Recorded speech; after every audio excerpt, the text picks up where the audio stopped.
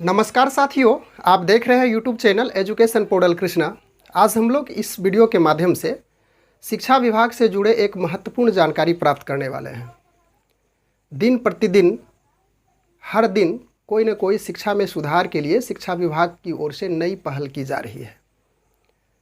बच्चों का शैक्षणिक चाहे प्रशैक्षणिक कार्य हो, उसमें सुधार किस प्रकार से हो, इसमें सरकार सजग है।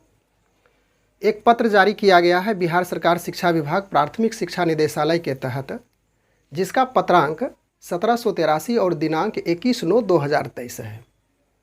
इस पत्र का प्रेषक निदेशक प्राथमिक शिक्षा के द्वारा प्रेषित किया गया है और सभी जिला शिक्षा पदाधिकारी को यह प्रेषित है। इस पत्र में स्पष्ट रूप से इस बात की चर्चा की गई है कि 1 से 12 तक के बच्चों का जो मासिक और साप्ताहिक मूल्यांकन होता है, उससे रिलेटेड कुछ दिशा निर्देश, कुछ गाइडलाइंस दी गई है इस पत्र में। पिछले दिन बिहार शिक्षा परियोजना परिषद के द्वारा एक पत्र जारी किया गया था, जिसका पत्रांक 5719 और दिनांक 25/8/2023 की तिथि में थी। उस पत्र में साप्ताहिक मूल्यांकन और मासिक मूल्यांकन से लेकर के दिशा निर्देश जारी था।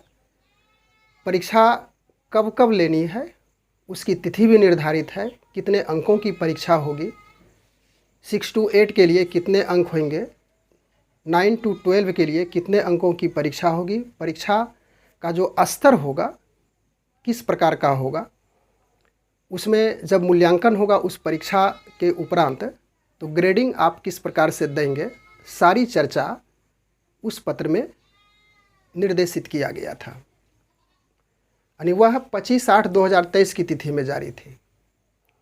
तो उसमें थोड़ा सा हम लोग उस पत्र के बारे में समझ लें, और यदि आप उसका डिटेल रूप से जानकारी प्राप्त करना चाहते हो तो इस वीडियो के डिस्क्रिप्शन बॉक्स में उसका लिंक भी अवेलेबल है, आप चाहे तो देख सकते हैं। उसमें बताया गया था कि 1 से 8 तक के बच्चों के लिए मासिक मूल्यांकन होना, यानी कि मंथली इवोल्यूशन होना है। उसके बाद 6 से 12 तक के बच्चों के लिए साप्ताहिक मूल्यांकन की चर्चा की गई थी। पूरी डिटेल चर्चा उसमें है। और 6 से 8 तक के लिए 10 अंक का प्रश्न आप ब्लैक बोर्ड पर लिखाएंगे।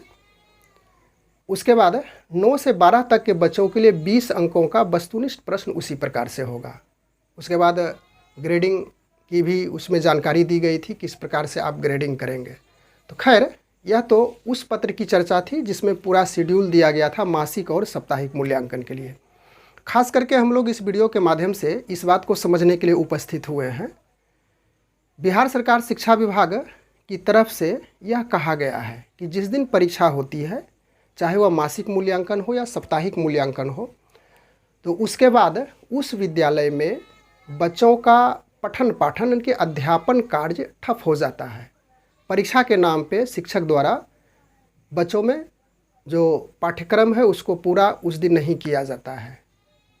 तो इससे क्या होगा कि जो पाठ्यक्रम बच्चों के लिए निर्धारित है, समय पे निर्धारित उसे पूरा करने की बात कही गई है, तो वह समय पे पूरा नहीं होगा। तो एक दिशा निर्देश शिक्षा विभाग की ओर से जारी किया गया है, और उस पत्र का जिसकी बात हम लोग कर रहे हैं 1783 पत्रांक है, और यह तिथि 21/9/2023 में जारी है। सभी जिला शिक्षा पदाधिकारी को प्रेषित है और इसमें कड़ाई से अनुपालन करने की बात कही गई है। इसमें विषय स्पष्ट है कि 1 से 12 तक के बच्चों के लिए जो मासिक और साप्ताहिक मूल्यांकन होता है, उसमें देखा जा रहा है कि जिस दिन 2 घंटे की परीक्षा है, यानी कि यह जो तिथि निर्धारित है जिस दिन मूल्यांकन का कार्य करवाना है शिक्षकों को, तो मूल्यांकन के नाम पे उस विद्यालय में पठन पाठन यानी कि अध्यापन कार्य ठप हो जाता है। तो उसमें आदेश पारित किया गया है। उसमें आदेश स्पष्ट रूप से निर्देशित किया गया है उस पत्र में कि आप जब परीक्षा बच्चों का लें तो प्रथम सत्र में अध्यापन का कार्य करवाना है, उसके बाद दूसरे सत्र में आप परीक्षा लें। तो प्रथम सत्र कहने का अर्थ हो गया कि 9 बजे से 12:40 तक बच्चों का पठन पाठन कार्य हो।